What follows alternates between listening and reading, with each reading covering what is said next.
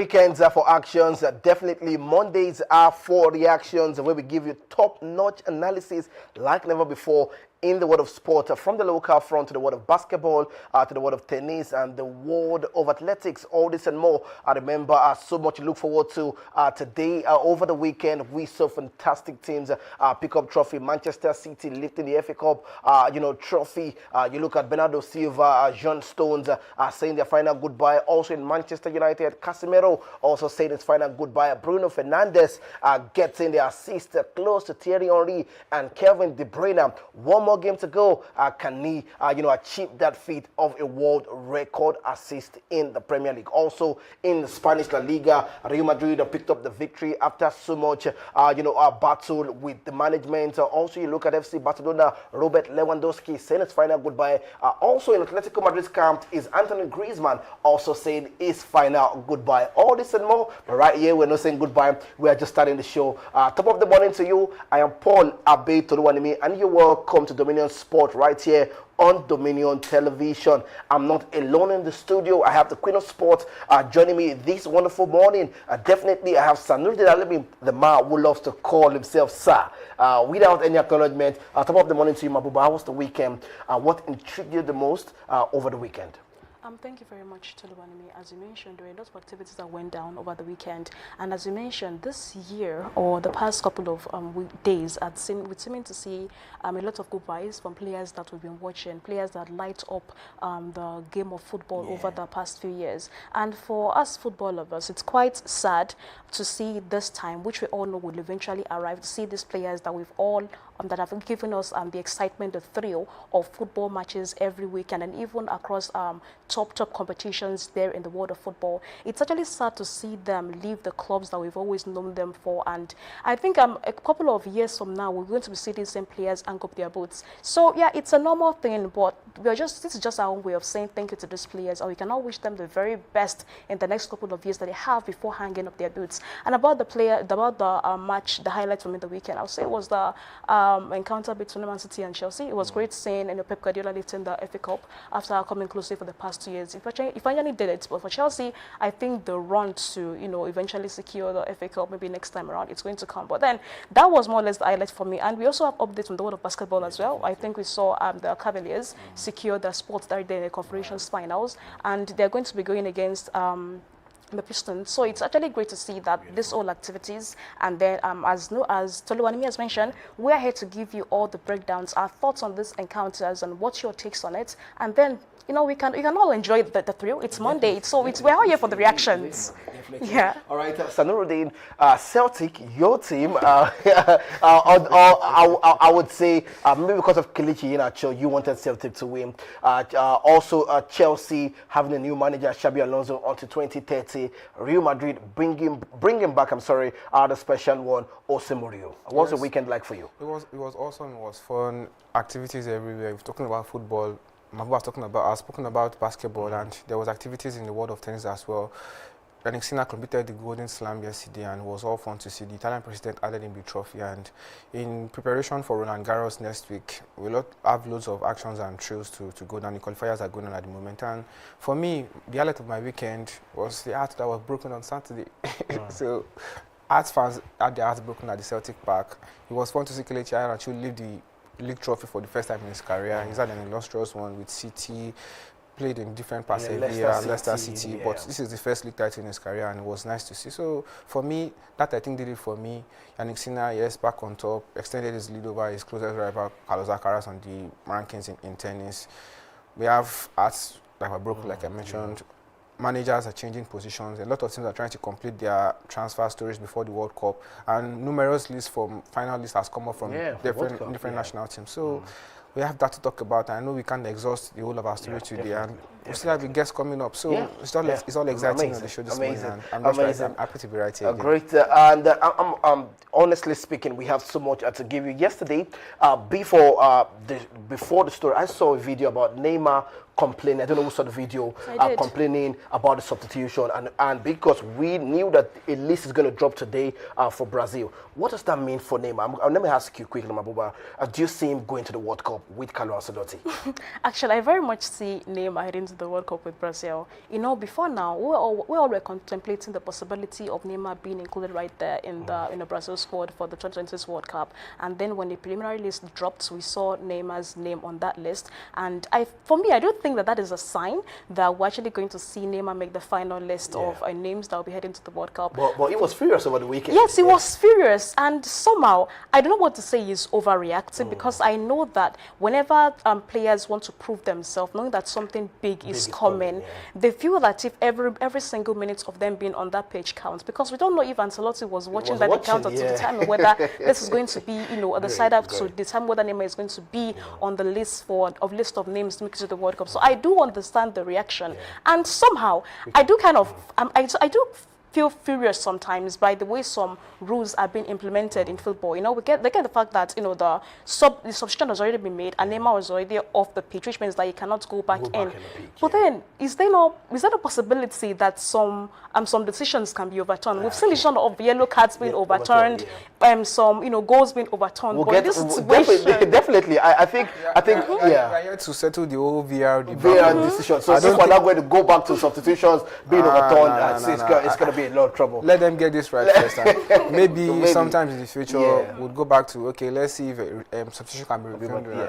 But we are in football. Basketball, you can chop and change your substitutions, but in football for now. I think maybe the controversies have to be there just so we can see some sort of. But honestly, some things are just not fair and unnecessary. Life is not fair. Let's take the President Federation Cup, a round of 64 fixtures from the local story this wonderful morning, and the list is unending. You see Kwara United against Sporting, Sokoto United against Mojidat, Katsina against Sapele Lions, Adamawa against Agbana, Crown FC.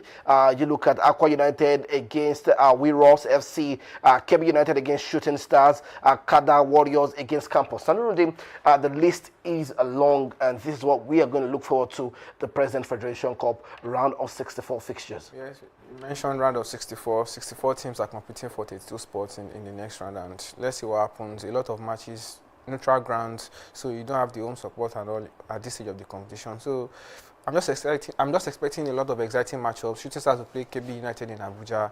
I'm looking forward to that match. Kwara United, teams that are relegated, some of them that are participating in this competition, looking forward to how they will fare in this competition. And the juicy thing about the FA Cup is the ticket to the continent, qualifying phases. So it's exciting, and let's see what happens. Begins on Wednesday. Let's see what happens between now and June or July when they end the competition. All right, let's move quickly, Mabuba. The story is coming from the camp of Flying Eagles as Nigeria Flying Eagles begin preparations for WAFU B Under 20 Championship. As head coach, Abdul Maikaba invited 5 players to camp. The new era under Maikaba gets underway with a 35-man squad ahead of the tournament in July right there in Côte d'Ivoire. All invited players expected to report to camp in Abuja on Saturday, 16th of May.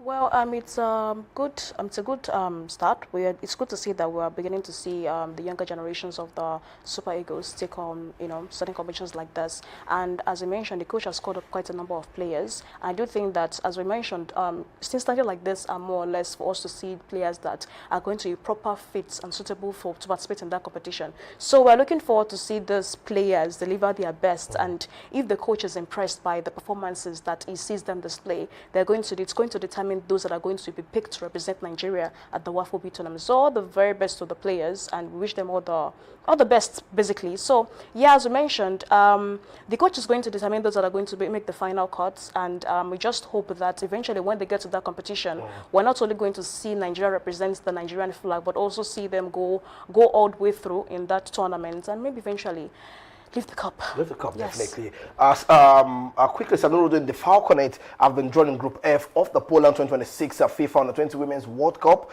The Falconet will face Spain and New Caledonia and China in the group stage as they continue to pursue of a first FIFA Under-20 Women's World Cup title. Nigeria previously reached the final of the competition twice, finishing as runners-up in 2010 and 2014.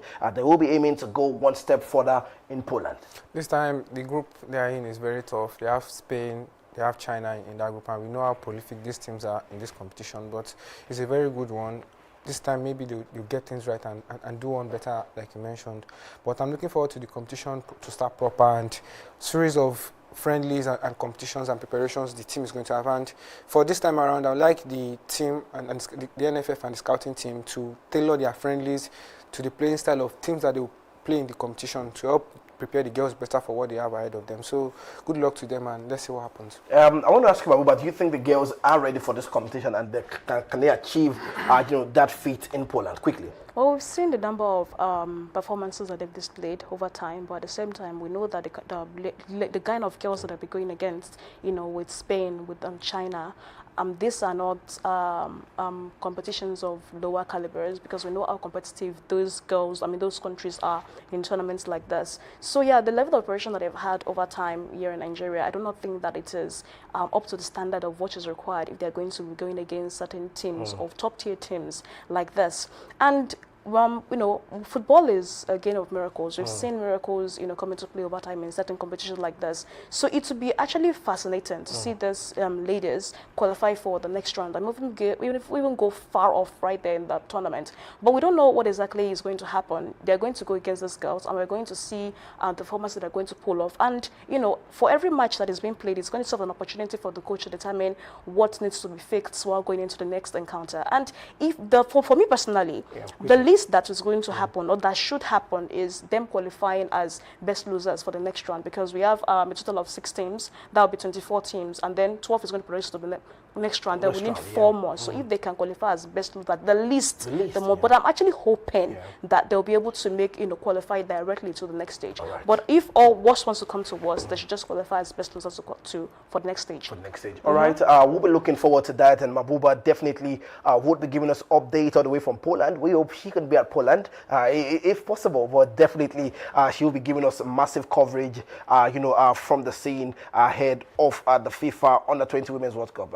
I call her the Queen of Sports. Let's talk about the Super Falcons quickly. Nigeria's senior women team, national team, the Super Falcons, will take on Senegal women's national team in a double-headed international friendly scheduled for June the 5th and June the 8th. Both matches will be played in Ikenne, Nigeria. I'm excited that you for the. I know Sanoro is wondering why am I being excited for what should have happened long before now. But quickly, Mabuba. Well, we know before now, the friendlies that was supposed to have with Jamaica was cancelled. Yeah. So it's really kind of great that the NFF was able to secure a friendly with Senegal. Senegal are quite competitive, although I would have preferred them to look for a more Are you aware that the friendly with Jamaica, they did not reach out to Jamaica? Are you aware of that? Yeah, I came across it, and then I was wondering why the whole case of false narrative was there in the press. But at first, I kind of thought that maybe we're going to see something like that come into play. But maybe that was just some people trying to gather clout for themselves. But since this has now been confirmed with Senegal, it's just a way of them preparing for the tournaments that will be coming up in July with the WAFCON. So besides this, I'm actually hoping that we're going to be seeing more of certain tougher friendlies to prepare the Super Falcons for the tournaments I'll be seeing over there in Morocco in July. So yeah, we're hoping to see more of this, and at the same time we're hoping that Coach Madugu is going to optimize friendlies like this to identify other players that can join the squad of the Super Falcon, because we used to seeing familiar faces going there to represent Nigeria in certain tournaments. So yeah, this tournament and this friendly rather, we're able to see other friendlies as I mentioned. So Coach Madugu can optimize this, not only prepare the girls, but also identify talents that can be of a good fit for the Super Falcons of Nigeria. All right, great. We need to move quickly because we have a guest who's going to be talking handball with us this wonderful morning. But before that, Mabuba, you're going to give us an update in the world of basketball as we prepare for the guest quickly. Okay, so in the world of basketball, the Cleveland Cavaliers defeated Detroit Pistons. Remember last time out on Friday, I mentioned that Cleveland secured their 3rd win in the 5th encounter when they went against the Pistons. But in the next encounter, they were able to secure the 4th win, which is necessary for them to secure secure a position right there in Confederations finals. So all the very best to the Cleveland. And I must mention that the star player of the game is not other person but Donovan Mitchell. And last time out, remember that it is James Harden. And I think that one thing that Cleveland has is the fact that they not only have one player to depend on, but they have a number of players who can always come out at necessary times like this to deliver the wins that they need for the team. And that has been done. They've now secured that spot right there at the Confederations finals. And then I've also mentioned that Donovan Mitchell secured a total of 26 points with 7 rebounds. And we also have Jarrell Allen, who scored 23 points and 7 rebounds, which means this now means that the Pistons are out and Cleveland are all the way through to the conference finals. Great. All right, we'll be giving you more update in the world of basketball. I'm surprised that she didn't talk about Shea. Is there beef with Shea now? She's not a She's not a fan of Shea. Nobody likes to see We'll come back to that. We'll definitely come back to that. But we need to move and get our guests on board as we discuss handball and other stories surrounding the world of sports. Stay connected. This is Dominion Television, your channel of choice.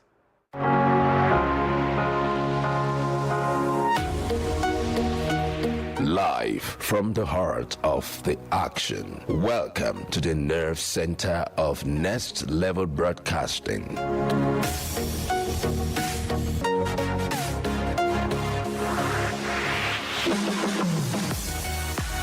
This is the OB van, where the studio meets the street. Equipped with cutting-edge cameras, crystal clear audio, real-time switching, and broadcast control, we don't just capture moments, we deliver the experience live. Anywhere, anytime, from stadiums to red carpets, breaking news to buzzing festivals, weddings, birthdays, and all sorts of ceremonies. We bring the world to your screen in real time. It's not just a van, it's a complete mobile production house, a command center, a broadcast beast. This is more than a broadcast. This is the OB van difference. Live, loud, limitless.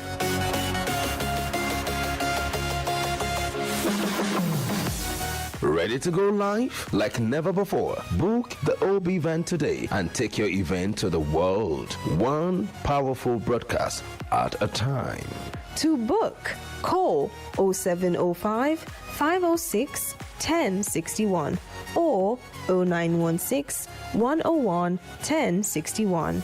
Email marketing@dominion.org.ng or visit our socials on Instagram @Dominion Broadcast. Dominion Broadcast, your channel of choice.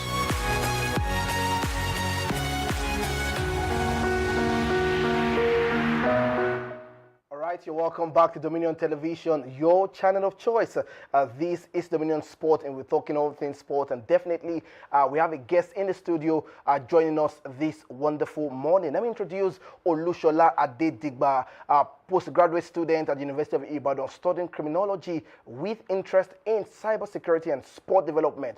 Also an handball coach and a convener of the Southwest University's handball competition, a platform focused on promoting university handball and creating competitive opportunities for students, athletes across the Southwest region of Nigeria. Actively involved in sport since the age of 10, with experience across football, athletics, and handball, demonstrating leadership, discipline, and strong passion for youth and sport development. Let's welcome Olushola Adedigba. Thank you for joining us this wonderful morning. It's good to have you on the show. You know, I was going through the whole story, and at the age of 10, that caught my attention. You know, you have been involved at that stage at the age of 10. What drew your interest into sport at that age? Basically, I've been a very active child since birth, so, and I guess that genes also helped me. My parents did sports, so basically it was just easy for us to just switch into sports. Okay. You talk about handball, but before that you also said you're into football. Many people know football, athletics more than handball in Nigeria. What made handball special for you? Honestly, I got into handball by mistake. Okay. You want to explain to us? Yeah. So we usually have what we call interfaculty sports in University of Ibadan. So as an undergraduate, my major then was track and field. So at that point in time, we were just looking for extra money during the competition. So I gathered a few of my friends to just see any other sports that we could easily just win some money. And then that's how I got into handball. And then I went to serve in the Nigerian Defense Academy, where it was a big deal. And I met a lot of experienced players there. And, from there, the interest began to open, and then we started playing properly. Yeah. Beautiful. Let's look at your journey from the Southwest University handball competition back then in 2022 at the NOGA game. And I want you to take us back at that moment. What exactly sparked the idea for you? Okay, so I came from a sports, track and field, where there was active competition.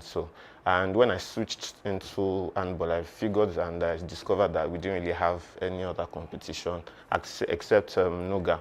So athletes basically had to wait 3-4 years before they could actually compete against each other in the sport. So we spoke to a couple of the captains when we went to NOGA in 2022 and talked about some of the things that we could do to just enhance the sport. And then from there, we just decided to start off the Southwest University handball game to just make sure that competition is going just before NOGA. Okay, so let me ask you, at that time, did you ever imagine that the competition would grow to the 4th edition? And also, your mixed struggles, what exactly has happened within that phase of the competition till date? I didn't know that it would even get to this point. My idea was that we just want people to play. And that was just the only thing that we wanted to do. And the 1st edition, it was so interesting. We had made it mixed, because we just wanted people to participate. And, we had the 1st edition, and from there we have moved from mixed to male and female. And obviously, handball is not such a popular sport in Nigeria. So we've had issues with sponsorships and the likes for people to just invest in the sport. And honestly, if people can invest in the sport, it's one of the most interesting sports that you can ever watch. In fact, fact-wise, it's the 2nd fastest sports in the world. Are you serious? So it's that fast and it's that interesting. So those are the kind of struggles that we've had. We've also had troubles with some of the schools coming, and because some schools funds basically. Some schools would look down on the sports, thinking that they'll rather fund other sports like football, like the mainstream sports, than handball. So sometimes it has reduced the number of participants that we've had in the sport. All right. I saw Sanuruddin smiling when you mentioned one of the fastest. I want to ask you, do you play handball too? Because you look ready to, fire that over to you, Sanuruddin, quickly. I'm not one to enjoy sports with and basketball. I'm just a fan of those type of games. I'd rather play with my legs. So, well, thank you for coming on the show today, and it's been nice hearing the thoughts and privilege of having you here. My question for you is, what are the innovations or improvements that you plan to implement in this edition that we've not seen in the past 3 editions of the competition? Okay, so basically, first of all, this edition is an edition that has the highest number of schools coming. We have about 9 to 10 universities coming for this event, and basically one of the things that we put into practices to encourage all the athletes. We have put in prizes and mercs and money to encourage the teams to be able to play better and have intensity. So for now, we've not really had that in the last editions coming out through, but this year we've already had provision for the prize money and all that to make sure that the rivalry is intense. All right, thank you. And moving on to my next question, you've been involved in sports for a very long time, and one problem I've seen to notice in sports, most especially with undergraduates in universities, is clashing of their passion or their participation in this type of competitions and their education. So what are the plans, or what are the things you think can help mitigate the effect of sport participation for athletes who are still students at the same time? Because it's a whole lot. Some athletes complain of having issues with their lecturers, some not being able to meet up with tests and all. What are the things you think can help, or what are the plans you have? This platform, what do you have with it to chase that for us? Well, what you talked about is a very big issue, though. It's not just, it's a structural issue. And I think it doesn't boil down to just the schools. It has to come from the top.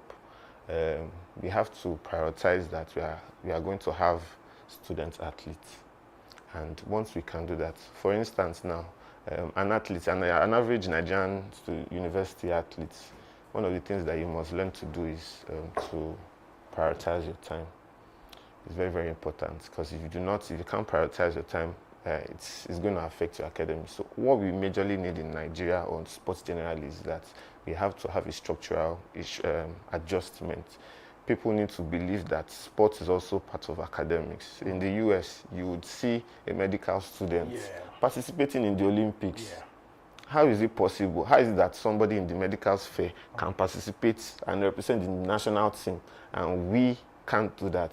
And in terms of our sports, we are not even up to them in the sport. So it's something that we need to put into our curriculum and let them know. But in our own university and University of Ibadan, we usually have letters that go to the departments, the schools, and to exempt the athletes for a period of time so that they can adjust and help their school life and also their sports life. All right, great. Let me ask you, where do you see the Southwest University handball competition in the next 5 years? Next 5 years, we plan on going global, Africa, Nigeria first. I'm hoping by the next 5 years we have it happen in the whole of Nigeria first. So each geopolitical zones are going to have theirs. And then also, we're planning to move to West Africa and make sure that it's something global. All right, great. One more question. So finally, what are the plans to include fans? You're talking about the athletes, the students, the undergraduates that will participate in this competition. What are the plans to include fans and get that fan engagement that would drive the sports forward, both in the undergraduate days and in Nigeria in general? So basically, that's one of the reasons why we are here, to also talk to people about the sports. We know that people will not... Would I get a match if I come? Yes, there's a match. There are drinks, there are also free drinks for the event to make sure that you are actively participating. Okay. Quickly, just wrapping up the show, let me just ask you, and if you had the attention of sport authorities sponsor across Nigeria right now, what message would you want them to hear about university handball and youth sport development? Yes. I knew that was coming. Every sport in Nigeria needs attention. And we as a country, we're a country of 200 million people. That means there's space enough for everybody to excel in each of their sports. And this is one of the events that it is very, very important to sports development. Like speaking for handball, it can go beyond where it is now in Nigeria if you allow athletes to have the chance to be able to prove themselves and show what they can do. There are lots of countries that are benefiting from handball, and handball is very, very, very beneficial. It's one of the fastest growing sports, even in Africa, as it is going now. So we are asking and pleading that we just need more investment in handball, more scouting, more media attention to the sport to make sure that it gets to where it is globally, and we can also present athletes that that can compete globally. Okay, great. When is this competition starting? Starting on Wednesday, this Wednesday, 20th of May. The opening ceremony is by 10, and it's ending on Friday, the 22nd of May at the University of Ibadan. Okay, beautiful. That's where, we draw the curtain. What club do you support, let me ask you? Am I a fan? Okay. You're one of the Bruno Fernandes, yes, assist for beautiful. the Premier League Player of the Year. Great.